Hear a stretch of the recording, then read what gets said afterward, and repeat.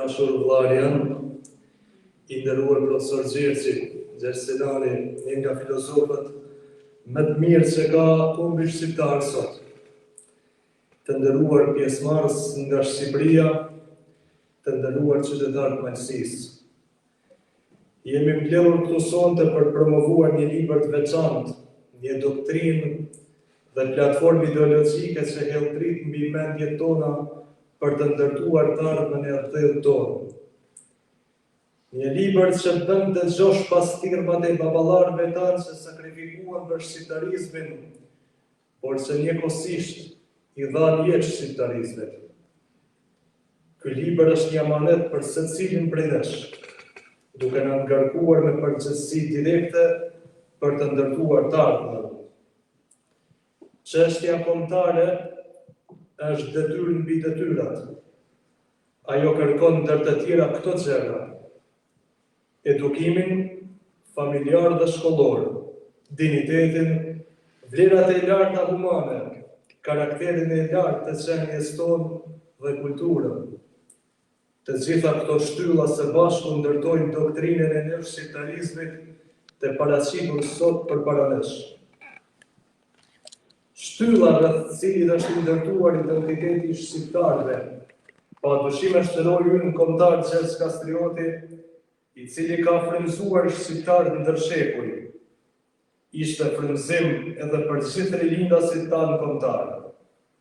Që nga ajo kohë e rilindjes kombëtare deri me sot, figura e tij ka qenë burim frymëzimi për gjitha lëvizjet shqiptare, duke përfshirë edhe neoshqiptarizmin, i cili kërkon ta ripërtrijë kombin shqiptar në bazë vlerave historike dhe vizioneve të ndritura për të ardhmen. Ne e dimë që nga motmotët që asgjë nuk qëndron mbi shejtrinë e atëdhjut.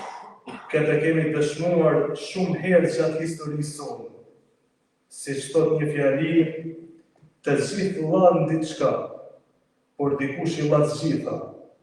Herojt japin shpirt për t'i dhënë jetë atëdhjut. Po çfarë i duhet neoshqiptarizmit Skënderbeu?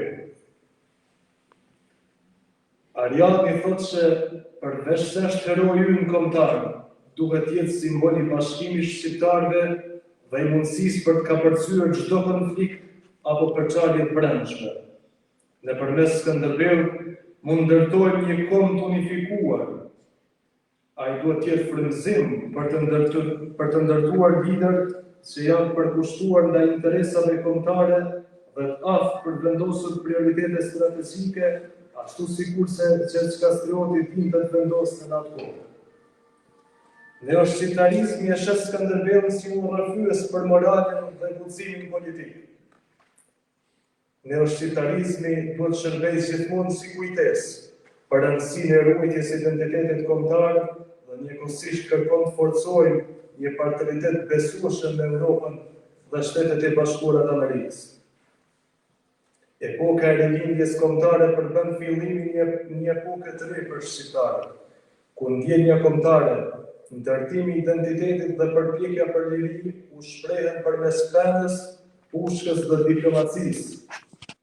Rilindasit shëhollën bazat e një platforme politike dhe kulturore me qëllim nxjerrjen e Shqipërisë nga errësira e pushtimit osman dhe ta vendosin në orbitën e qytetërimit perëndimor ishin Sami Frashëri, Pashko Vasa, Naim Frashëri, Abdyl Frashëri, Faik Konica, Fan Noli, At Anton Harapi, At Gjergjfishta, Jeronim Derata, Ndrem Jeta, Esrem Çabej, e shumë të tjerë.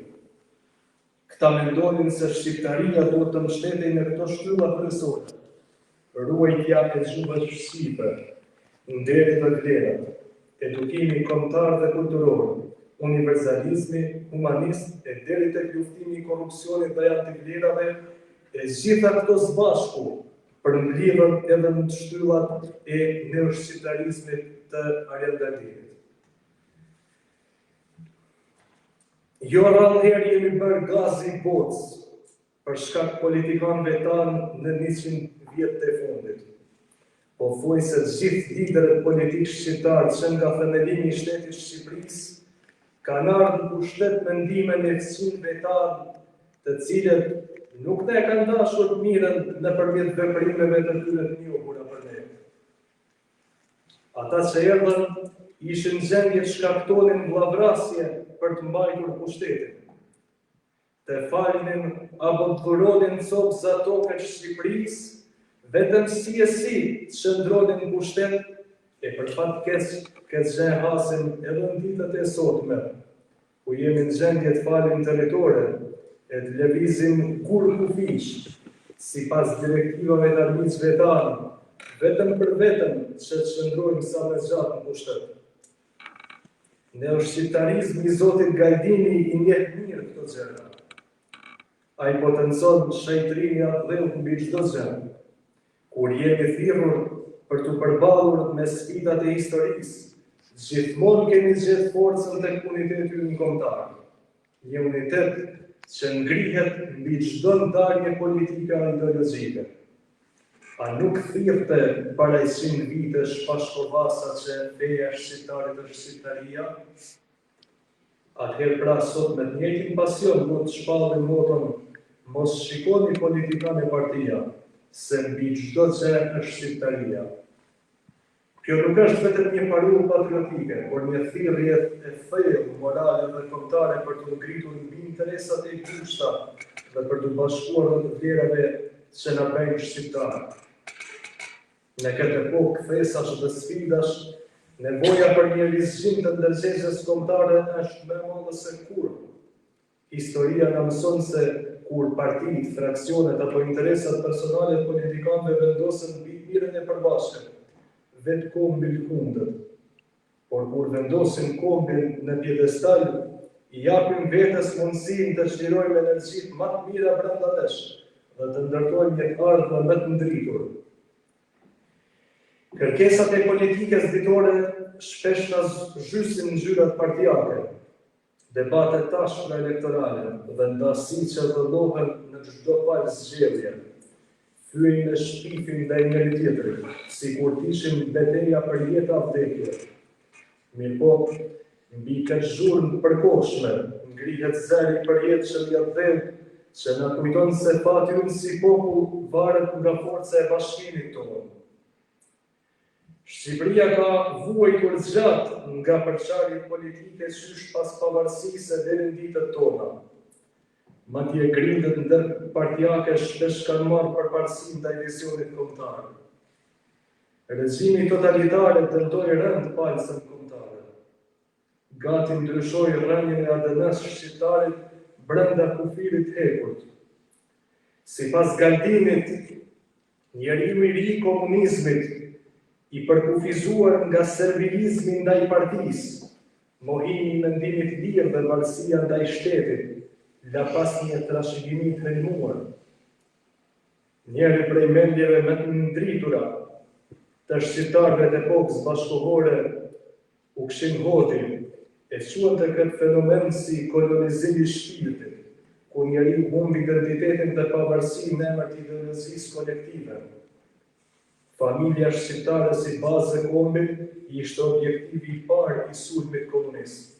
Edhe në vendin tonë jemi dëshmitar që shumë familje të mira të ndershme, që kanë dhënë shumë për këtë dhënë, gjatë komunizmit janë shkatërruar, duke i vrarë një pjesë të burrave në mënyrë që sa më parë të shuajnë ato familje. Ai regjim në Shqipëri, që ishte edhe tek neve, krijoi një shoqëri bazuar mbi frikën dhe kontrollin absolut. Brit maternat hatfrashët ku mbolen nga larg duke thënë, një kombë që humbi individet krijues është i destinuar të shuhet. Ky njeri i ri, cilin e krijoi ai sistem komunist, shpiku njeriu pa lidhje me të kaluarën, pa besim fetar dhe pa ndjenjen e lirisë. Siç thoshte edhe filozofi francez Albert Camus, se totalitarizmi krijoi një njeri që nuk mendon, nuk ndjen dhe nuk vepron sipas ndërgjegjës, por vetëm sipas urdhrave. A jemi dëshmitarë zgjidhë se më sot veprojmë sipas urdhrave politikë dhe partijake, duke robëruar shpirtin tonë? Një shpirt i robëruar nuk e kupton asnjëherë lirinë dhe nuk ka as minimumin jetik të drejtësisë për të folur për lirinë dhe demokracinë. Ai është lodër në një fushë të caktuar që komandohej sa andej këndej për interesat personale të liderëve politikë. E kjo situatë zgjati deri në fillimin e viteve 90-ta, kur edhe u shëmb ai sistem që e rënoi kombin shqiptar. Pastaj na kapën situata e tranzicionit që ndëzgjat. 35 vjet tranzicion raskapic e kanë kryer besimin e njerëzve tek institucionet dhe të vetë ideja e unitetit kombëtar. Janë zunë frymën këtij populli dhe janë lidhën kafshatën në fund. Të lodhur nga ky realitet, shumë vetë u mbyllën në zhgënim ose zgjohen në migrimin, duke ja mohuar atë energjitë e tyre krijuese. Duke parë njëri tjetrin si bashkëkombës, përpara se si simpatizant partije mund kthej diversitetin e mendimeve nga një dobësi përçarëse në një forcë bashkuar për progres. Kur kombi ngrihet mbi parti, shoqëria fiton lirinë për shliruar potencialin e saj më të spikatur. Kështu e paraqet Galdini në librin e vet. Për fat keq, në një sistem ku klientelizmi dhe nepotizmi partijak mbizotojnë, shpesh nuk është merit ajo që shpërblehet, por lidhjet dhe bindjet, thot Galdini. Shumë të rinj të shkolluar, artist, novator apo profesionist kanë gjetur më tepër mundësi vlerësimi jashtë atëdhëut se sa brenda tij. Kjo ikje e trurit është një plagë e hapur për kombin tonë. Është humbja e saj energjie krijuese që mund të ndiste dritat e zhvillimit në atëdhë. Një komb që jep prioritet dijes, inovacionit dhe ekselencës krijon kushte ku gjenerata e re mund të sprovojë talentin e vet pa pasur nevojë të bëjë kompromis me parimet. Siç ka thënë Albert Xhaferi, zhvillimi ekonomik nuk mund shkëputet nga zhvillimi shoqëror dhe kulturor i një kombi. Prandaj, për të arritur një mirëqenie të shëndueshme, duhet së pari të ushqejmë shpirtin krijues e kërkues të shoqërisë. Kjo nënkupton një sistem arsimor që nxit mendimin kritik, një kulturë publike që përfaqëson idetë e guzimshme dhe një shtet që vendos në poste vendimmarrëse njerëzit e duhur me merite e aftësi, jo nis dhe klientët e rrallës. Zoti Galdini na thotë se 4 vlera themelore duhet na udhëhesin në rrugën tonë. Liria është fryma e shpirtit kombëtar. Ajo përfshin lirinë e individit për të menduar, shprehur dhe vepruar pa frikë dhe pa shtypje. E dyta është drejtësia. Drejtësia është themeli mbi të cilin ngrihet besimi i qytetarëve tek shteti dhe tek njëri tjetri. Pa drejtësi nuk ka unitet qëndrueshëm, sepse pa drejtësi mbjellin përçarje dhe zemrim.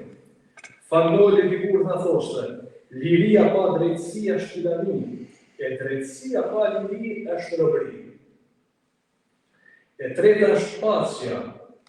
Paqja nuk është thjesht mungesa e konfliktit, thotë Galdini, por prania e harmonisë dhe një kuptimit midis njerëzve. Edhe Papa John Paul II thoshte, nuk ka paqe pa drejtësi, as nuk ka drejtësi pa falje. Dhe e katërta është dashuria për atëdhëun.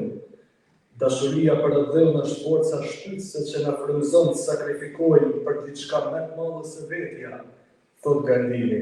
Kjo dashuri nuk është urrëtie për tjerë, por për kushtim ndaj vendit tonë. Kujdes për tokën e parëve dhe për njerëzit tanë. Këto parime janë të ndërlidhura dhe përbëjnë shtyllat e një shoqërie qytetëruar dhe konkretisht të neoshqiptarizmit.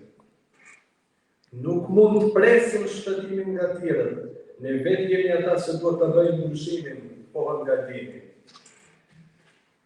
A e në duhet dëgjuar zëri Faik Kodicës që thoshte politikat autoritare, korrupsioni dhe mungesa e meritokracisë janë vrasësit e shpirtit kombëtar.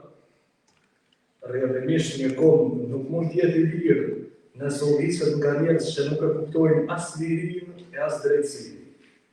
Ky paralajmërim mbetet aktual edhe sot dhe është një thirrje për zgjim ndaj gjithë neve. Mendimi këtyre lejvindasve që i përmendëm lidhet edhe me mendimet e filozofëve më të mëdhenj konservatorë si Edmund Burke, i cili kulturën e sheh si një mjet për përmirësimin shoqëror, ose edhe filozofë të kohës sonë si Roger Scruton, konservator, që thotë që kultura është baza mbi cilën një kombë ndërton legitimitetin e tij në skenën botërore. Po ashtu edhe në veprën e tij, Shpirti i botës, argumenton Roger Scruton që njeriu modern e ka humbur lidhjen me shpirtin e tij, duke u përqendruar vetëm tek materialja. Neoshqiptarizmi propozon politika që mbështesin familjen, promovojnë arsimin dhe rrisin dërgjësimin për rëndësinë e identitetit kombëtar. Si thot Jean-Jacques Rousseau, se një kombë është i lirë vetëm kur u hiqet nga parimet dhe vlerat që e bëjnë ata të madh. Ose siç ka thënë diplomati ndër më të njohurit e botës, Henry Kissinger, shtetet që dinë të ndërtojnë stabilitet dhe të mbrojnë interesat e tyre në mënyrë të mençur, bëhen aktor kyç në arenën ndërkombëtare. Prandaj nga kjo folklore, me këtë libër të shenjtë për ne shqiptarët, ju bëj thirrje. Filloni edukoni fëmijët tuaj me këto norma morale. Duke edukuar fëmijët që në moshë vogël, ju bëni një detyrë ndaj atyre. Mësoni ata që të respektojnë prindrit, mësojnë në shkollë, mos bëjnë probleme, lexojnë libra me poezi dhe romane, t'i lutën Zotit, e duke i bërë këto gjëra të vogla për ditë, ju po kryeni një detyrë të shenjtë. Fëmijët tanë do të bëhen shqiptarë të vërtet, intelektual që të mbrojnë interesat tona duke rritur kombin tonë, ashtu sikur se në zemrën e kësaj doktrine qëndron që kombi që nuk njeh rrënjët e veta është një komb i destinuar të humbas në formulën e globalizmit dhe zhbehet, tjetërsohet apo mbetet i zbehur e i pa peshë si subjekt historik. Kështu thoshte edhe Sami Frashëri, një popull që nuk e njeh veten e tij, nuk mund të ecë përpara, ai shkon drejt shuarjes. Por ky libër sjell shpresë, sjell dritë dhe mundësi, duke shndruar në platformë bazë për politikën dhe politikanët. Kjo doktrinë është ilaçi që na kuron nga urrëtitë që mund të kemi për shkak politikës, fesë apo vesëve të tjera. Ata Anton Harapi dikur thoshte, fetë tona janë si një dritare e një shtëpie, të ndryshme në formë, por që ndriçojnë të njëjtën dhomë. E ajo dhomë është kombi shqiptar. Neoshqiptarizmi hedh dritë mbi mënyrën e zgjidhjes së çështjes kombëtare në gjitha trebat shqiptare. Rekomandimet që bën Galdini janë themeli bazë për çdo politikan shqiptar. Ai flet për mënyrën e zgjidhjes problemeve për Kosovën, shqiptarët Maqedoninë e Veriut, për Preshevën, Medvegjën, Bujanovcin, për shqiptarët në Malzi, për zgjidhjen e problemeve për shqiptarët në Çamri. Nuk kërkon ndryshim kufish, por kërkon hartimin e një harte për ruajtjen dhe forcimin e identitetit kombëtar në rajon, zhvillimin ekonomik të përbashkët, ku gjithë shqiptarët të punojnë së bashku për mirëqenien ekonomike më të lartë, ashtu sikur se e ka arritur Bashkimi i Italisë, Bashkimi i Gjermanisë, Bashkimi Evropian, apo edhe shembuj siç është rasti i Bashkimit Beneluxit. Duke mos dashur të shpalos më tepër nga ky libër, në mënyrë që të mbajmë lexuesin të uritur për ta lexuar, ju falenderoj dhe uroj shumë suksese në mbarësi. Në veçanti, ju uroj suksese në mbarësi vllajit tim Marianit, cilin ka, besoj, mbi 15 vite që njihemi bashkë.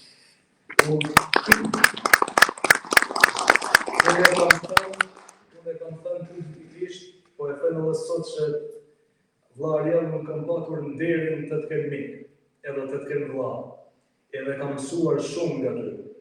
Sepse mbaj mend vitin 2008 kur kam ardhur në Tiranë për herë të parë në studime, kam ardhur me ato ide të një djaloshi të ri i ekstrem idealist. Dhe që mendoja se vetëm vajtja në Tiranë zgjidh gjitha problemet tona këto.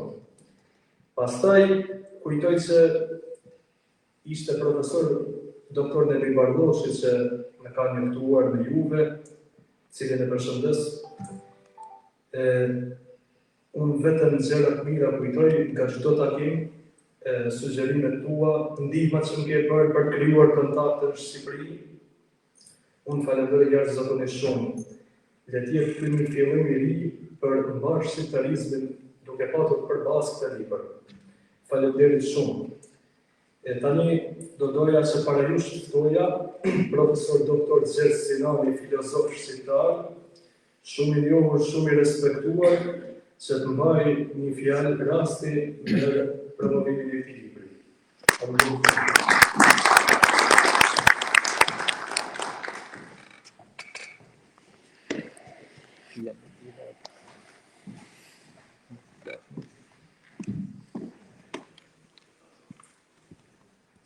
Mirëmbrëma gjithë dhe faleminderit për fjalët e mira, edhe ndaj vete, ndaj Arianit, por unë nuk do ndalem për librin se kemi autorin këtu, por do të thosha që ky libër vjen në kohën e dur, sepse askush nga partitë politike nuk ka përpunuar deri sot një program serioz për çështjen shqiptare. Dhe më e rëndësishmja është që kjo është një vazhdimësi e traditës dhe gjithmonë e kaluara, ka një të kaluar që vdes, po ka një të kaluar që bende gjallë. Dhe si thoshte Ana Arendi, e kaluara kur nuk është një e kaluar e vdekur, por është një e kaluar që ende jep impulse. Këtu dikush po të shikoj fotografinë në kopertinën e Skënderbeut, mund ta quaj Arianin të prapambetur, ta që ishte si model. Por Skënderbeu ka hyrë në ndërgjegjjen europiane. Do thoni ju pse ka hyrë? Ka hyrë sepse e ka futur Voltairin. Ideja e Europës është krijuar në sfat të kontrastis ne dhe ata. Pra ne Europa dhe ata Azia. Europa vendi i lirisë, Azia vendi i tiranisë. Dhe që ilustronte idenë se Europa është vendi i lirisë, ky mendimtar i madh, Voltairi, ka një kapitull që ja kushton Skënderbeut. Në kohën kur Sultan Mehmeti hyri në Konstantinopol, të gjithë princit europianë u turën me vrap për ta përshëndetur dhe për të fituar zonat të mira për tregtin. Edhe Venediku i çojnë piktorin më të mirë, portret që kemi Sultan Mehmetin ja ka bërë piktorin më i famshëm i Venedikut. Thot Voltairi sërten mund, që shikoni kudo sa i portret ka mbetur, dhe thot Voltairi ai e mbushi këtë piktor me Floriri, i dha kaq dukate, i dha një kuror Floriri. Madje thot Voltairi, për t'i plotësuar dëshirën këtij piktori, që të shikonte se si kontraktoheshin muskujt e njeriu që i pritej koka, ai dha urdhër që t'i pritej koka një sklavi. Por thot Voltairi, unë s'besoj që ta ketë bërë një marrësi të tillë.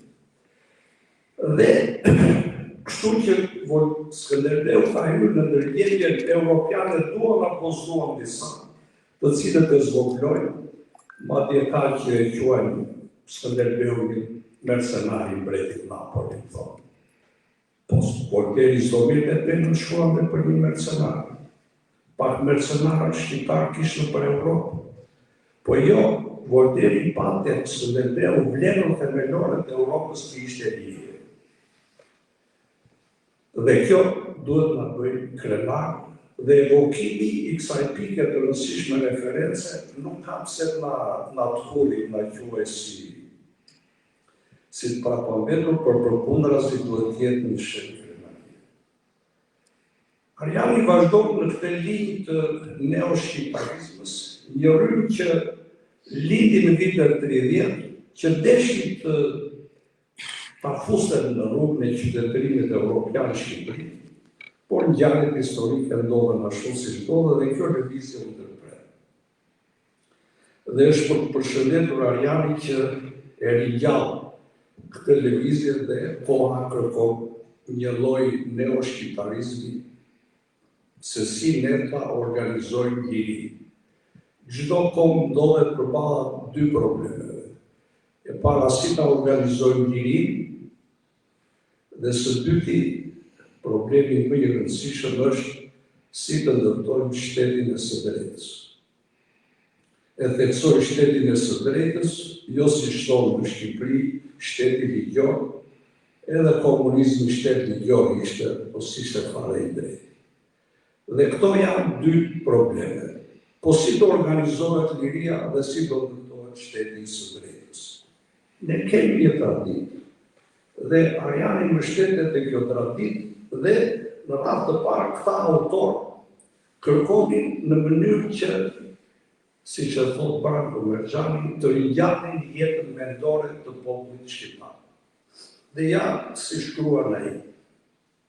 Misioni ynë është që të pastrojnë nga gurët dhe nga gjëpat udhët që shpihen në rilindjen mendore të popullit. Pasi jemi krejtësisht të zhveshur në pikpamjen shoqërore dhe krejt të varfër në pikpamjen mendore. Rilindasit e realizuan detyrën e tyre drejt pavarësisë kombëtare, tashmë ishte detyra e rilindjes shpirtërore të popullit shqiptar. E shprehur në një formulë të mrekullueshme të fishtës mbas shpalljes së pavarësisë, tashti që bam Shqipërinë, hajt me ba shqiptarë. Një detyrë kjo e dyta që s'është plotësuar ende. Pse s'është plotësuar ende? Kjo është edhe përgjegjësi e klasave politike që janë krijuar në Shqipëri.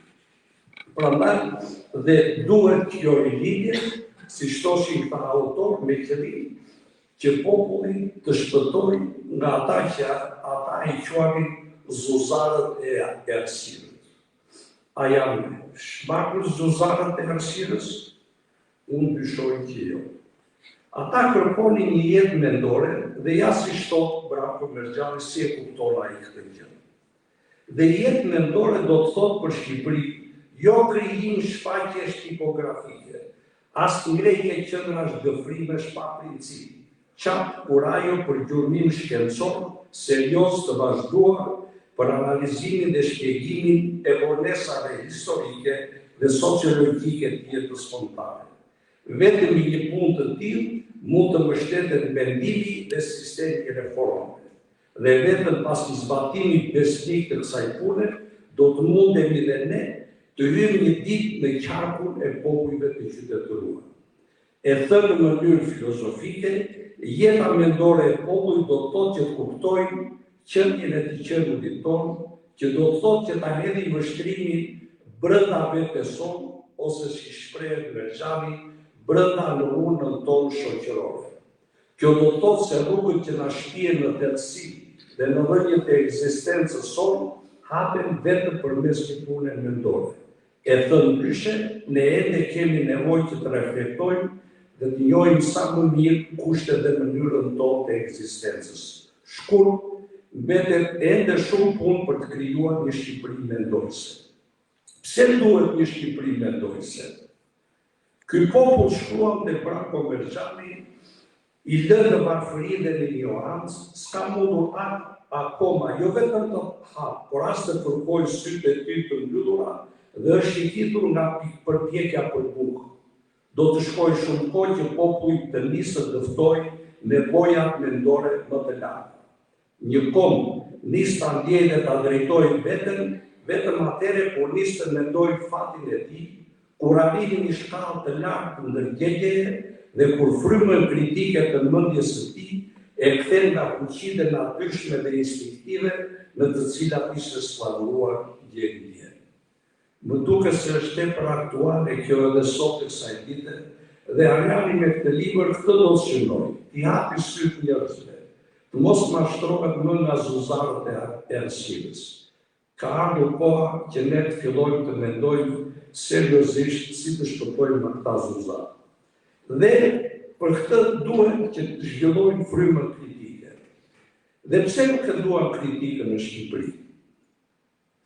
Shiko si thot Ze Valentini, ky prifti huaj jezuit që do të Shqipërinë më shumë se shqiptarët. Dhe ai thot që kritika tjetë ashtu si duhet. Që kritikat mos jetë degjurtuar, ai thot. Kritikat duhet jetë një e saktë. Duhet të thamë me çdeshur nga çdo paragjykim me interes. Kështu mos të ndërrohen, as mos të shtohen fakte, mos të shtrembërohen vështrimet me qëllim që me nxjerr përfundimet e ideve të veta. 2. E plotësume që të mbërplet një numër sa të madh faktesh për të shinuar imtësisht diçka me i hyrë thellë në natyrë të çështjes. 3. E dallueme, ase e shkoklueme në të gjitha rrethanat. Duhet dallua shka është tempi e shka është buka. Kush do me u shpërvjet për hi me kritik një gjatë, do të hedhë një shikim të vetit, a i ka to cilësi që u reshtuen, e në tendun e punim të kritikës do të përpiqet të spikas të gjitha pikpamjet pa shpërvjet. Kush i dron kritika? Ai që e ka mizën në kësun, ai që jeton për sëmbrapshin, ai që nuk kryen detyrën e vet, ai që mundohet t'ia bajë varrin shokit, ai që do të punojë në terë, ai që do mos i dalin për fush hajnin, kritika është një kandil, e sikur kandili hyen për me dalluar sendet që nuk shihen, ashtu kritika do të përdoret për shndrit ato që janë në terë. Kritika duhet të jetë një nxitje dhe kur jo një kamshi. Nga kritikat e drejta përftohen, të padrejtat ato që dalin nga pasionet për buzë.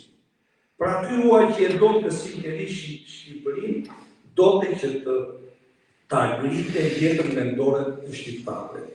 Dhe me këtë bashkohet edhe Mithat Fashi. Faji ynë do të thot ai, ka qenë se deri tash, se ne nuk kemi dashur dhe nuk kemi ditur të lodhim mendjen, të qëndrësojmë vullnetin, të meditojmë se kysh të kemi një jetë mendore, një zhvillim politik dhe kombëtar, për t'i bërë balë vështirësive që na sjell jeta ka pikpamje ekonomike dhe njerëzore. Pra ringjallja e jetës mendore të popullit shqiptar duhet për të krijuar njeriu qytetar, thoshin ata. Dhe demokracia pa qytetar nuk funksionon. Montesquieu shkret thoshte njeriu mund të vdes dhe qytetari të vdes. Ne jetuam kohën e vdekjes së qytetarit dhe të mbetjes së njeriu. Sot detyra është hajt të ngrëmë qytetarin. Qytetari nuk ngrihet duke premtuar rrugë, ngritje rrokash, futje në Europë të tjera, ngrihet duke ngritur mendjen e njerëzve, sepse pa një rilindje mendore mund të bie në një barbari të re. Këtë nuk e kemi thënë ne, këtë e ka thënë filozofia. Në 36-ën, Edmund Husserli, një filozof i shquar evropian, shkroi një libër Kriza e shkencës evropiane. Dhe ai tha, para Europës janë dy rreziqe. Ose rënja në një barbari të re, në një barbari të arsyes, ose ringritje të re shpirtërore. Dhe pas 3 vjetësh, 36 e votoi, 39 Europa ra një barbari. Mundësia rënjes dhe barbari shtohet për aq kohë sa njerëzit nuk mendojnë. Dhe Ariani përmes këtij libri do që të thotë shqiptarëve duhet të fillojnë seriozisht të mendojnë për rilindjen mendore të njeriu shqiptar. Por rilindja mendore nuk mund të bëhet, ose ajo si thuhet filozofikisht dhe autorët e viteve 30 dhe Sori, unë jonë shoqëror nuk mund të shpëtohet pa njohur veset tonë. Dhe këta patën kurajon që të kritikonin veset vesë tona, të cilat për fat të keq vazhdojnë dhe sot. Dhe në qoftë se tek ne nuk formohet qytetari, kjo ka disa arsye të tilla. Dhe ja si shprehen ka mendim tanë. Tipi i njeriu që ka të zhvilluar instiktet e mërisë dhe pastaj instiktet e admirimit, por sidomos instiktin e superioritetit dhe imponimit kundrejt të tjerëve.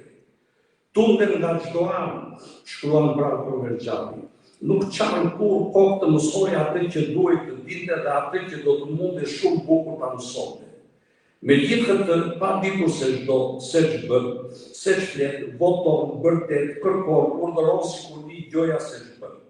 Në çdo det që të zihet është pika me ulë, reklamagjie gjysmak. Kështu nga urtësia e zhurmë e gjysmakërisë së tij, ose një qerek diturisë së tij, ose një qerek diturisë së tij, gjithë të rrema dhe hilera, një ditë rrëzohet befas, kollaj, pa ndjerë në devocionin vetëronjës dhe errësirën e fanatizmit. E gjithë kjo vjen nga varfëria mendore dhe morale, si dhe nga mungesa e ndjenjës së vetëpërgjegjësisë dhe mungesën e një ndjenje kolektiviteti dhe ka si pasojë gjumin kriminal të fotullëkut dhe gjaprin dinak të vetëgënjimit. Nuk kemi jo vetëm shqetësime metafizike, por as edhe patriotike. Kështu unë në çdo ideal mendon dhe s'kemi më dëshirë që ta fitojmë përsëri. I vetmi ideal yni është që të vëmë në dorë titulla, rroga e ceremonira, gëzimi të mirave materiale, të shkruarit në mirë. Ky është ideali sot, të mbushim bakun, të përbëlitin, të dalim në tir i vetmi kuptimi ynë i sot. Shqiptari do të shkruan të Mithat Frashëri, ka ambicion personal fort të zhvilluar. Ky ambicion është vëlla e motër me kotësi. Cila është e keqja e kotësisë për të rinj? Kotësia i jep na ka njeriu, e bëj të mos durojë jetjatën më të mirë, më të ditur, më të pasur, më të nderuar se vetën e tij. Kotësia është vesi, sëmundja më e përhapur në ndjenjë shqiptar. Ajo është fara prej së cilës do të dalin të metat dhe fajet e pastaj. Kotësia e mburr zëmin, e ftoh shpirtin, e bën njerin të ashpër dhe të egër, e largon nga shoqëria dhe prej shoqërimit. Dhe besoj se kjo i shkon fare mirë kohës sot. Dhe kjo është arsyeja që ata kërkonin që të ngrihesh njeriu drejt një mendimi dhe i referohesh një filozofi francez Claude Lévi-Brul, që ta ngrihen njeriu nga një mendim si paralogjik, ta ngrihen njeriu tek një mendim logjik. Prandaj shkruan te Branko Mergjani, vlerat morale kur nuk kanë zënë rrojë në zemrën tonë. Para një alternative interesash materiale, shqiptari në çdo kohë dhe çdo rast ka preferuar kurdoherë të para, interesi material. Ky ka qenë gjithmonë ideali i ynë. Por ç'lloj ideal, një ideal primitiv, i ngushtë, i ulës sociologjikisht, protoplazmatik, ose si do të thoshte një Lévi-Brul prelogjik, domethënë paralogjik.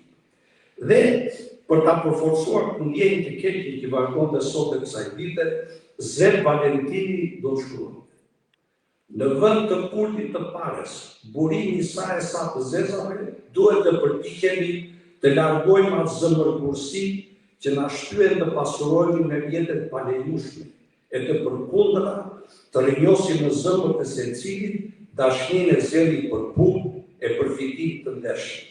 Në vend të egoizmit duhet të ngjallim kujdesin dhe mëshirën për të afërmin e përpunëtorin.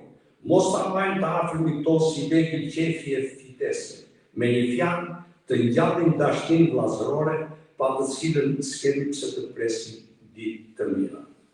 Dhe për ta plotësuar këtë kuadër, është edhe egoizmi intelektual që ata e kritikonin nga të madhe.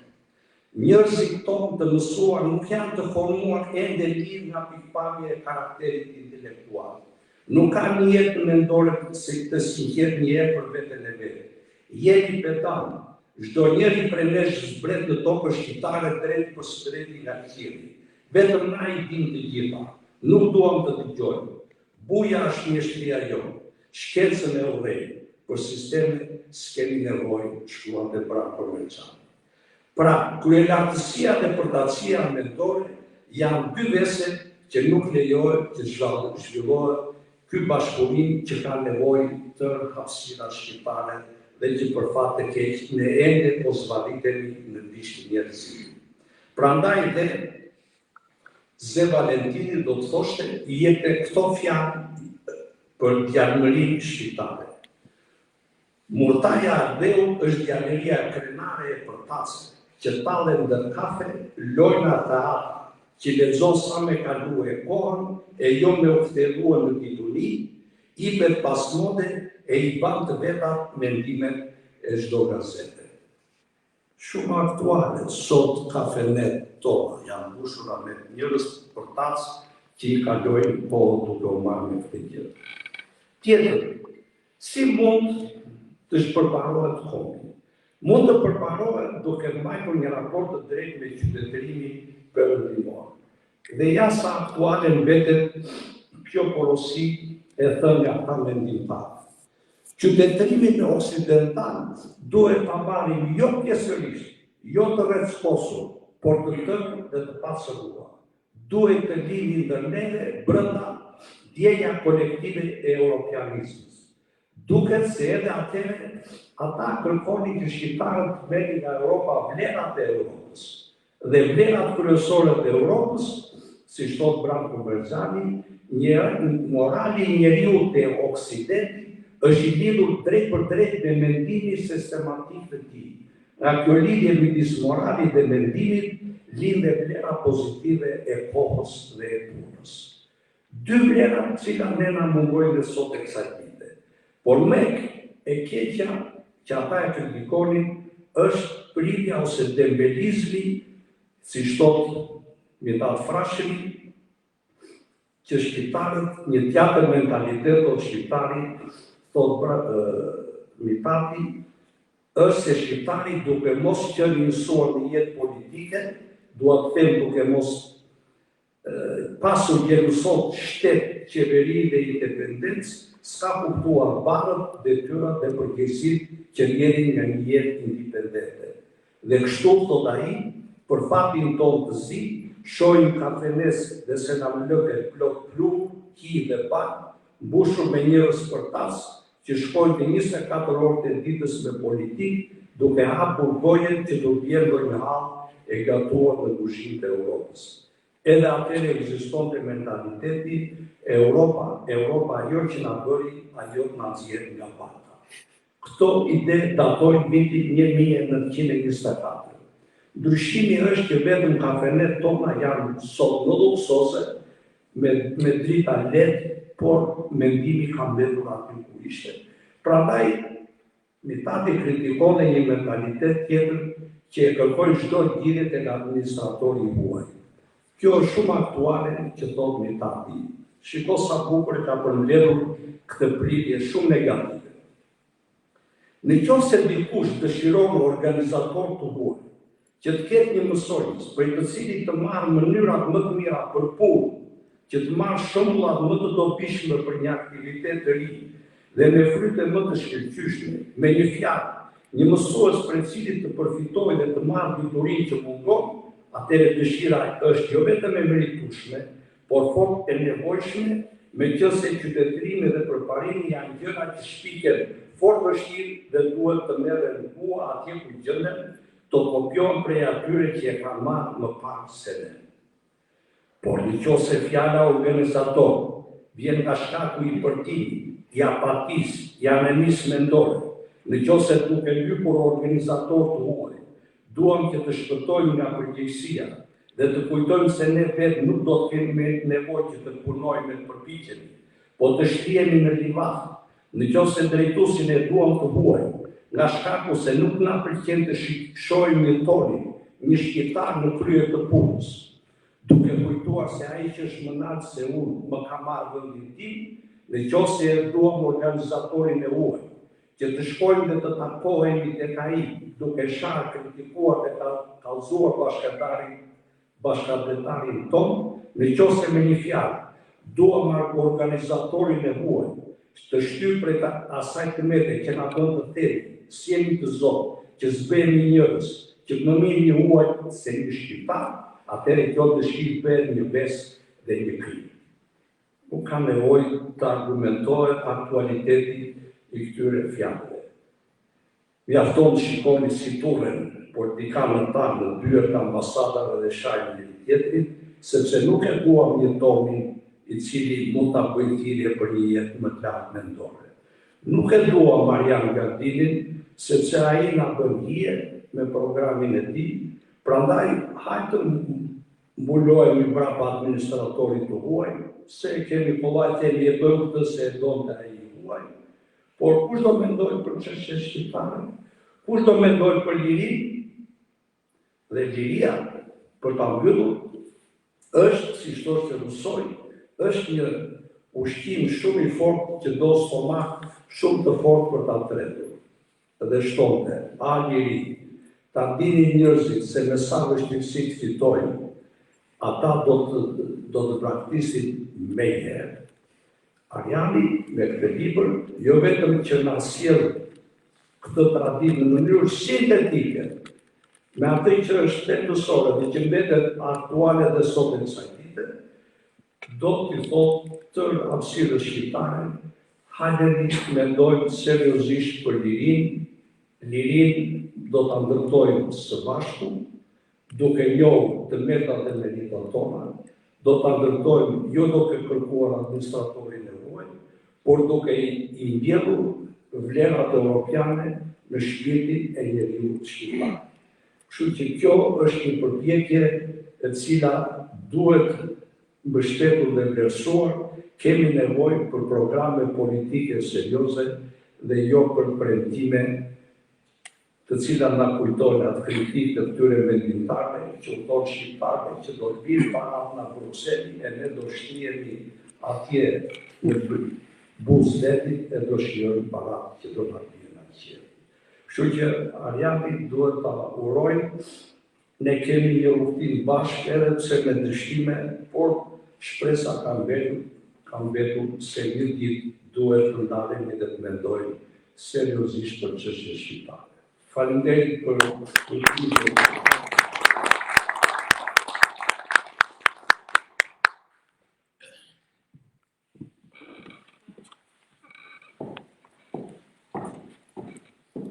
Tani Parajdush do ftoj Vlasnin Arin nga Kombiku se do përshëndes për promovimin e të fjalës. Faleminderit.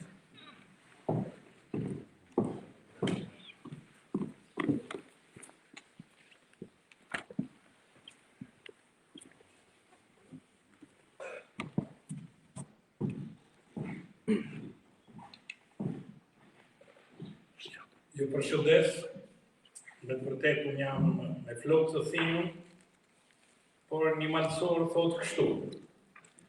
Gjethi ka moshën e dritës, trungu ka rrasët e vetë, e burri ka moshën e fjallë shqipje.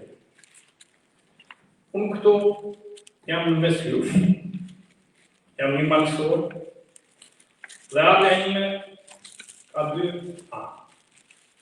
Është një eksperiencë, por jo ajo eksperienca e dikurshme kur ne ndanim me vëllezërit tanë që i shoh këtu në këtë sallë, lotët e mallit e Duartnis, por një eksperiencë e natyrës tjetër. Unë vi këtu, i nderuar, të marr pjesë në promovimin e këtij libri. Është libri i Arian Gardinit, shumë interesant dhe me shumë vlerë. Prandaj, unë e kam ndoshta emocionale fjalë. Por, unë vi në një traditë. Në një traditë që e ka kjo zonë.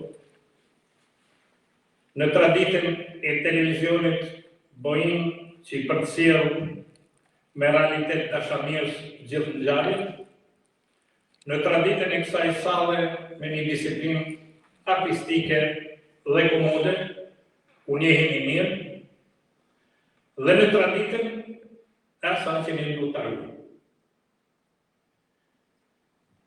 Ariani nuk e ka zellë në kot Tuzë. Është qendra shpirtërore e marxisë. E them me bini këtë fjalë, sepse këtu kemi bustin e Dëgjëlulit, këtu kemi bustin e Nant Terezës dhe këtu kemi bustin e Gjergj Kastriotit. A thua mundet këtë krahasuar dikun tjetër? Pak vështirë. Qofse ne kërkojmë një krahin që ta ketë një simbol që t'jetë bashkës në botë. Ne kena flamurin e Dëgjëlulit, këto afër, në Bratilu, mas 500 vjetësh ëmbëlsh, me gjakun e Malsut. Në qofse ne du një krahin që t'jetë unikale, në papë, e kena gjubletën, mira vjeqare. Krenosh Shqipëria, kur dikur ajo quhet Kakaiki.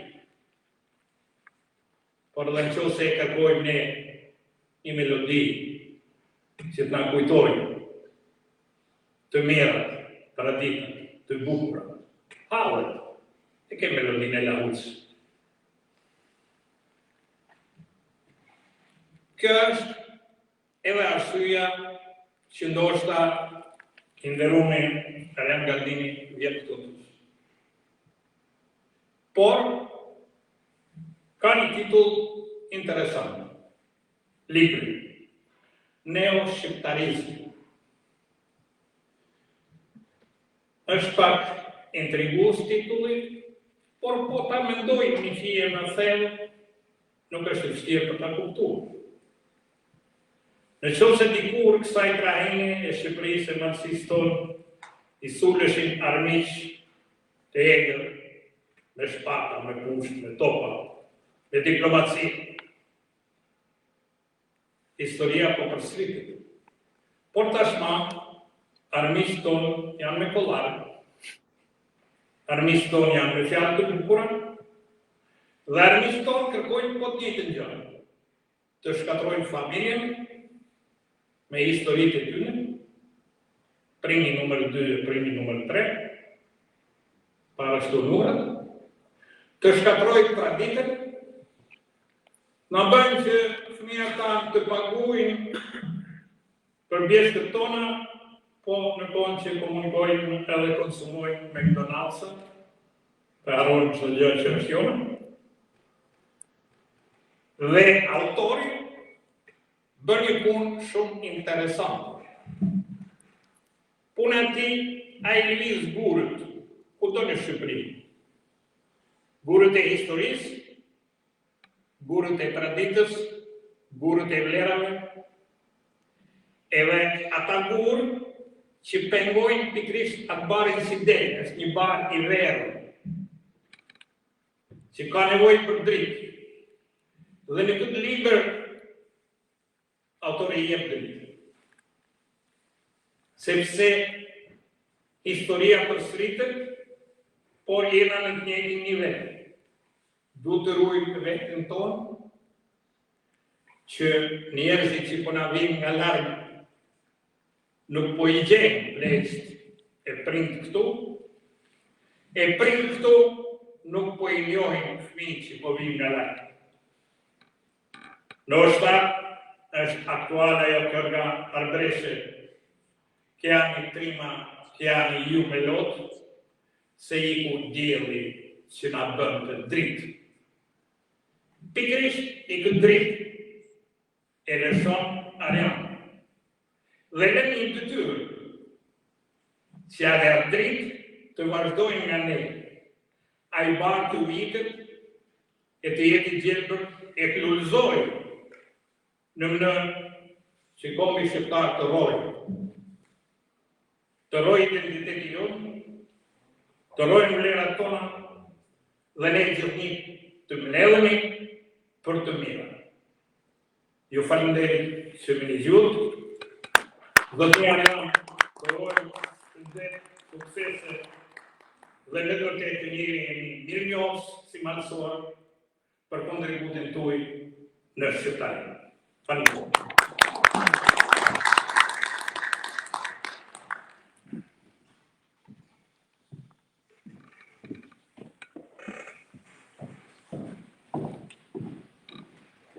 Faleminderit për fjalët tani Stena, katedra kulturi është për autorin e librit Arjan Lerdeni. Këtë vend kemi bërë, siç e shihni vetë, nuk kemi zgjedhur panel këtu përpara, por kemi ndjekur një procedurë pak më ndryshe, domethënë do flasim nga vendi poshtë dhe pastaj mbas reale ku ka dëshirë për pyetje, komente, jeni të gjithë të bëni. Vado mos servizio për me përqepu.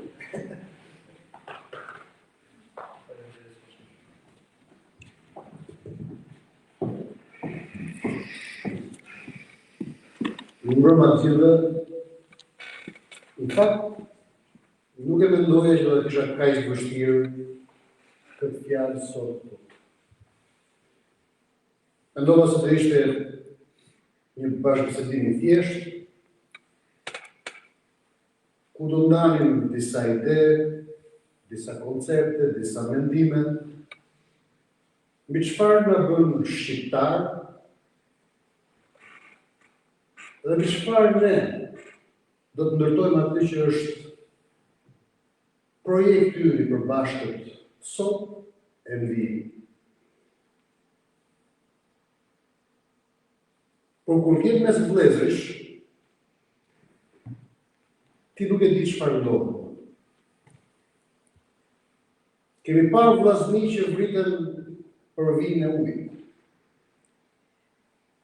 për shërnajat kohë. Por ato vllazni që ka mund ndërmend dhe që e gjeta sot këtu janë ato që të përlotin nga dashnia, nga mirësia. Ndaj, po e nis duke falendëruar vllahun tim, Antonin, se nuk e dija që do e nisja fjalën sot me lot. I kam brenda me jetë, nuk du me i lënë dalin jashtë, por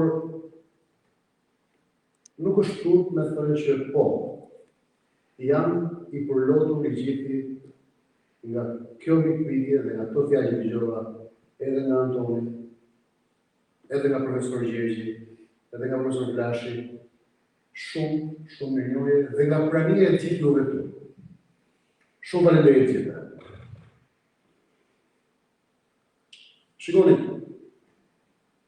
unë duhet të lexoni librin, nuk duhet të flas shumë për librin, sepse sot besoj që dëgjuat një panoramë plot edhe nga Antoni, edhe nga profesor Gjergji, edhe nga Flashi.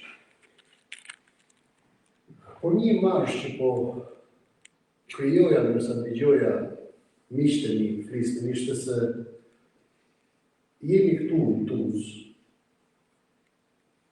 këtu në Malsin, thaj. Këtu ku shqiptaria gjithmonë është matë me plumë. Ky burri këtu e ka matë me një tjetër medalë, me shpatë. E sot e gjithë shqiptaria ka mbrit një pikë që burria dhe shqiptaria matet me një tjetër medalë, me monedë. E ne jemi një dilemë të madhe. Se nuk po dim ku me e lidh, ku me e ka, ku me e mbjell, ku me e korë burri. Nderi, vlerën. Ne nuk po dim ku me u bashkua, me u bashku në historia, me u bashku në mitologji, a me u bashku në shpikje, sajesa, madhështikës të shkuarës, apo me zburu pak nga pak vërtetën identitare. Ky libër ka ardhur si një thirrje e brendshme, që unë e kam ndjerë sepse ne kemi një hero që na zgjoi për herë të parë dhe na bashkoi për herë të parë me shpatë, me mendje, me strategji dhe me dashuri. I kemi një grup heroish që u përpoqe që në emrin e këtij heroi, në Arizionin, në fund të shekullit 19 dhe në fillim të shekullit 20. Por mëtej, kemi protagonist, por jo heroi. Kemi lider providencial, por jo heroi. Kujtohuni pak. Cila ishte gjëja e parë me të cilën ne e nisnim udhëtimin në këtë jetë? Ishin ninullat e nënave tona që flisnin për trimat tanë, pra që e masnin burnin me metalin e shpatës ose metalin e plumit. Dhe kemi bërë një pikë, ku këta na kanë vrarë ninullat dhe na kanë lënë vajtocën. Shikoni pak në veçantë. Shikoni çfarë ndodh në çdo kafene, në çdo vakinë, në çdo dasëm, në çdo bisedë, kudo që mblidhemi, ankohemi, qajmë dhe bëjmë si vajtocën. Gjejmë arsyet për mos me u bashku. Dikur burrat mblidheshin për me kuvendu, tani mblidhen për me u qartë. Ka ndryshuar është përmbysi tërë konstruktin social. E unë këtë e vuaj e thellë brenda meje sepse them, po mirë, nëse ky shekull, kur vepra e elitasve tanë ndërprej nga lufta e parë botërore, nga lufta e dytë botërore, nga plakosja e komunizmit kudo që jetonin me shqiptarët, se në rastisi, edhe ne në Shqipëri, edhe ju këtu, edhe ata në Kosovë, edhe ata në Preshevë, edhe ata në Maqedoni. Po mbasi ra komunizmi? Çfarë justifikimi kemi? Pse duhet të qëndrojmë kaq të mpirë si qytetarë, si shqiptarë, sa që gjithmonë të presim që dikush aty ose lideri providencial, ose administratori huaj, na jap zgjidhje magjike që jo do të na zgjojnë nga gjumi, por shëndetërisht na marrin në gjumë dhe do të na çojnë nga kafeneja e përtacisë tek bregu i bukur ku valizojnë dallët e detit dhe shikojmë pamje mahnice të një Shqipërie ku i avlen të rezolitësh në ndjell dhe të komentosh lajmet e ditës. Nuk ndodh. Nuk ka për të ndodhur. E dini çfarë na tha një mik sot?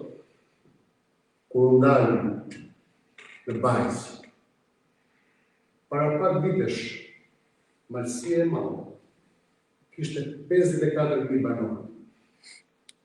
Sot ka më pak se 18.000 banorë. Shikoni Malësinë këtu, në këta teku. Çfarë ndodh çdo vit? A shtojmë a paksojmë? Janë bërë kalqeto ku duhet luani të rinjt, partigje makinash. Na tha miku sot, Malësit më. Dhe unë e dëgjoja dhe u zhyta në mendime, sepse ka qenë një periudhë 4 vjeçare së fundit të jetës time ku kam parë Shqipërinë që nuk e njeh. Do të premtoj se po them vërtetën, nuk e kam pas njohur atë Shqipëri që kam njohur në këto 4 vite. Kam shkuar fshat në fshate, lagje në lagje, nga veriu në jug, nga lindja në perëndim. Dhe shoh qytete që zbrazen, mpaken, plaken. E unë nuk dua të bëj politikë me këto idetë e shpopullimit, por po them. Ore, diçka e keqe po na ndodh. E ne nuk duhet të presim 600 vjet për një Skënderbeu dytë. Edhe Ariu e ka gjumin letargjik 6 muaj. edhe ariu e ka 6 muaj gjumin energjik, dhe zgjohet pas 6 muaj. Pse ne do të presim 6 shekuj për me u zgjuar dashur shqiptar? Na duhet për me gjetë melodinë e shpirtit tonë, për me u zgjuar çdo ditë. Për me u zgjuar çdo ditë. Për me kërkuar një ullë. Dhe nuk është arkaike me kërkuar një ullë. Por është domosdoshmëri, sepse në histori ne mund ndërtojmë krenari, por jo karakter. Duke u mburur me të shkuar, ne mund gafuremi çdo ditë, sa shumë kemi luftuar. Por nuk ndërtojmë dot parime. Nuk ndërtojmë dot vlerë. Historia nuk mjafton më për të na bashkuar. Se po ta shohim me vëmendje. Çdo ditë që shkon, çdo javë që shkon, çdo muaj që shkon, çdo vit që shkon, madje çdo dekadë që po shkon. Ajo historia me cilën ne morëm bëjtë më lartë. Para se të vinim tu, ishim me Antonin, me Nikolin, me Macedonin. Dhe që i më ma gjepë se për e të gjë Antonin se ka një pasion një të shumë tjeshtë zakoshme për shtëpinë e tij, për malësinë. Dhe po fliste për hotin, për grudën, për kelmetin, për burnin. E të gjërë dhe po thoja, sa fantastike, sa koka pandonë. Sa koka pandonë, pa me nërë. Po jo vetëm këtu. Sa koka pandonë në Shqipëri. Falenderit familjes Jashari, që në rinjallë sa do pak atë krenari që pas ka gjakë. Pas ka sa shqiptarë që e maskan burnin me plumbin. Dhe e këtejnë hakun plumbit me gjakë. Sot burnia matet me monedë. Dhe haku është me karakter, ma të jo me karakter. Por është dhe me copë za Shqipëri. Me copë za Shqiptari. Tja një shqetësim që unë tua të loja. Po e nërësi tesë, nuk është pjesë e librit, po është pjesë e mendimit tim, doktrinor për neo-shqiptarizm. Ju besoj keni dëgjuar sfundmi që në Shqipëri teza kryesore elektorale është na jepni votën, mandati 4, Shqipëria brenda 2027-2030 anëtare e Bashkimit Evropian. E keni dëgjuar më sot? Po be? Fantastike. Fantastike. Po mirë. A nuk ka takon neve shqiptarëve që të nërë ca pjotën? Sigurisht që sytë tani nga përëndimi se ne kemi porosi nga etri tanë themeluës, që pa tjetër ne shqiptarët jemi përëndim, jemi Europë dhe destinacionën pa tjetër është Europë. Por si? Në shkëndyrë, me shkosto. Po bëj pak një provokacion. Para pak vitesh, a u dha alternativa ndërkombëtare që u debatua nga grupet caktuara dhe qaqet caktuara ndërkombëtare që Kosova mund ta merrte njëjën e saj nëse lindte veriu me saj. A ishte kështu apo? Shkëmbim kufish. A ishte kështu? Mendojeni këtë dhe unë po ju bëj pyetje. Po ky antarësimi i ngutur në Bashkimin Evropian në 2027-2030. A mos ka vallë si çmim në lënien e Kosovës? A e dini çfarë ndodh vallë në momentin që Shqipëria bëhet me ngut antare e Bashkimit Evropian? A e dini që procesi ligjor në Shqipëri do të jetë thelbësisht i komanduar nga Bruseli? Marrëdhëniet diplomatike të Shqipërisë do të jenë rrethësisht komanduara nga Brukseli. Marrëdhëniet kulturore, arsimore, edukative, ekonomike do të jenë thelbësisht të komanduara nga Brukseli. Dhe bashkëpunimi i Shqipërisë me Kosovën do të jetë pothuajse i pamundur. Unë jam krejt dakord që do marrin shumë fonde, si Kroacia, si Bullgaria, patjetër që po. Por nuk na takon si kom që të ngrem pyetjen, a ja vlen ky ngut? Dhe a rrezikon ky ngut që të na shkëpus përfundimisht në Kosovë? A nuk po shohim që ndërkohë në Kosovë paralelisht po investohet çdo ditë më shumë ideja e kombit kosovar? A nuk shkojnë këto paralelisht me njëra tjetrën, që mund të piktakohen në një moment caktuar, në 5 vjet, në 10 vjet, në 20 vjet? Pa mendojnë pak. Si do ndihem se folëm për vllaznin pak më parë? Si ndihet ai vllai që sheh vllai i madh shkon aty në sallonet e luksit, të zhvillimit, dhe e merr flamurin kuqesit dhe vendos në Bruksel, por e shkon nga Prishtina. Si do ndihen ata atje?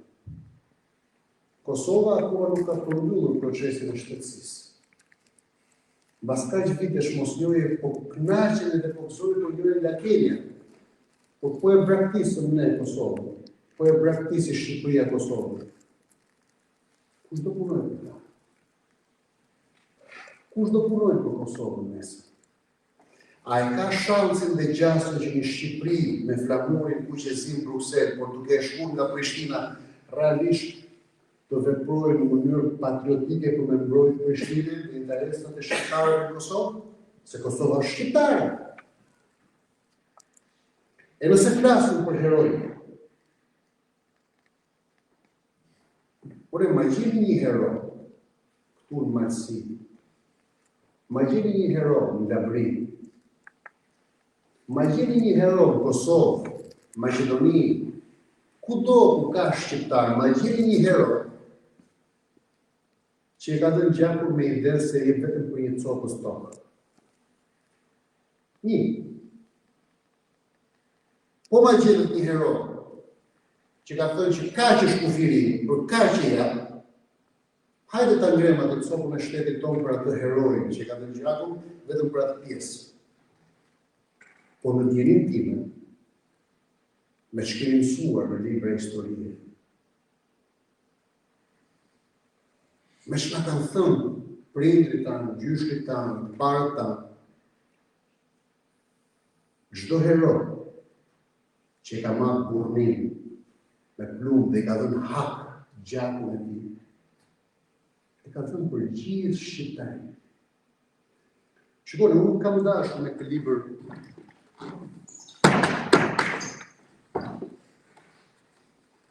nuk kam dërmend me këtë libër të prodhoj as me Galliden dhe as me Çertanin shqiptare. Dhe falenderoj shumë Antonin që ishte kap thellë në këtë libër. Nuk dua të urrej kërkën, se nuk ka qenë natyrën tonë si shqiptar. E po edhe integritetin tonë nuk e fal. Edhe identitetin tonë nuk e shprej. Unë dua që në emër të hartës identitare, dhe këtë s'na e ndalon as në ligjin ndërkombëtar, në emër të ndjesisë të përbashkët, jo vetëm për gjuhën, jo vetëm për historinë, por për gjithçka, edhe për një projekt përbashkët, ne të mbrojmë çdo pikë gjaku që është dhënë, çdo pikë djersi që është dhënë, çdo kontribut me mendim që është dhënë, dhe të zgjohemi zbashku. Është koha për një rizim kombëtar se na duhet një projekt i përbashkët. A e kuptoni sa e dhimbshme është të shohësh takime ndërkombëtare. Njëri prej tyre u isha vetëm para një muaji në Washington. Në një të keq u shikoja delegacione shqiptare të Malizit, delegacione shqiptare të Maqedonisë Veriut, delegacione shqiptare të Kosovës, delegacione shqiptare të Shqipërisë, veç e veç, secilin hallë të veta. Ndërkohë që ne kemi mundësinë dhe të s'na ndaron asnjë ligj, asnjë strukturë ndërkombëtare, që të krijojmë struktura të koordinimit, njësimi, të përbashkëta, strategjike, që ta mbrojmë të sotme dhe të nesërmen tonë. E shikome çfarë po ndodh aty tek, dhe po e mbyll këtu që pastaj ta lëm të hapur edhe për pyetje. Por po mendohet gjasa që ndryshon dhe kufi. Jeni të përgatitur me shqiptarët në një projekt? Apo do i dorëzohemi fuqive të mëdha pa kushte? Apo do gjendemi si në konferencën e paqes, si thot Margaret Macmillan? S'kishim një zë, kishim 4 zëra atë. Apo 5, sa kishim bërë? 5 zëra. Këtë dëgjoni më parë, se ne themi na coptuan Europë e poshtë, na coptuan fuqitë e mëdha. Po ne shkuam të coptuar. Ne shkuam me 5 zëra.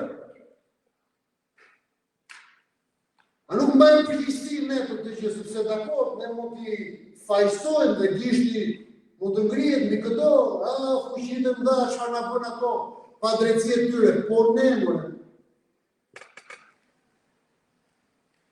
A kemi arritur ndonjëherë ne ta njësojmë zërin, jo të zgjedhim një lider, por një zër. Dhe detyrojmë çdo lider të flasë me atë, se kushdo qoftë ky kryeminist i Tiranës, i Prishtinës, një zër. Nuk na duhet më lider providenciale. Nuk na duhet më lider që vetëm ata e bëjnë kombin. Nuk na duhet më babat e kombit që drejtojnë parti politike dhe bëjnë kryeministra. Nuk duam më babat. Duam lider që vendosin që për hir të kombit të bëhen një zë, një strategji, një qëllim. Dhe nëse këtë libër doni ta kuptoni drejt, kur ta lexoni, ky është vizioni që kam në kokë dhe libri i dytë që jam duke shkruar dhe shpresoj ta publikoj shpejt. Flet për zgjidhjen, se këtu është vetëm përmbledhje e ideve bazë, por flet për zgjidhjen.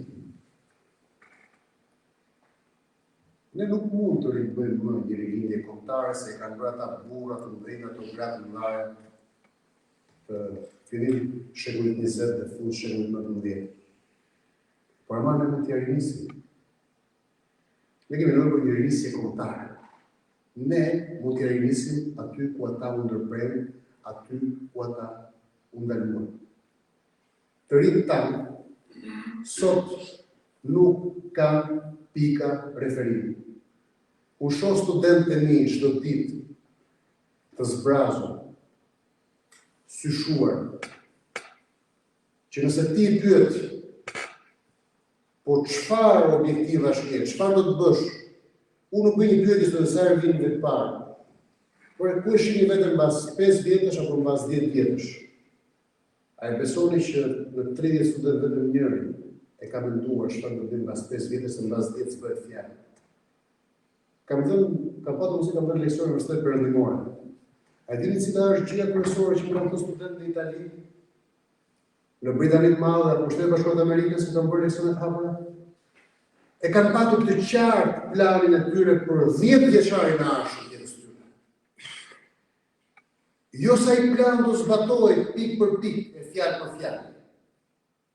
Por sepse kur njerëzit kanë një plan, do të thotë që ata e kanë në dorë fatin e tyre dhe vetojnë vetë fatin e tyre dhe e negociojnë me rrethanat, me kushtet, me njerëzit, me diçka që vjen. Kur ti s'ke një plan, ti s'ke çfarë negocion, ti nuk mund të negociosh boshën. Dhe atë boshlikën e duhet ta mbushim. Dhe neo shqiptarizmi synon të mbush atë boshlik që ka sot rinia shqiptare. Shumë faleminderit gjithëve, jam i gatshëm për çdo pyetje.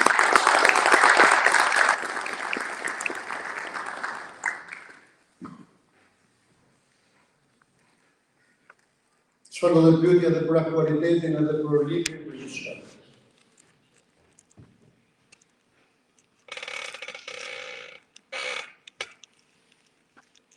Kur ta lexoj, Jo, edhe për aktualitetin, nëse të vazhdojmë këtë ide.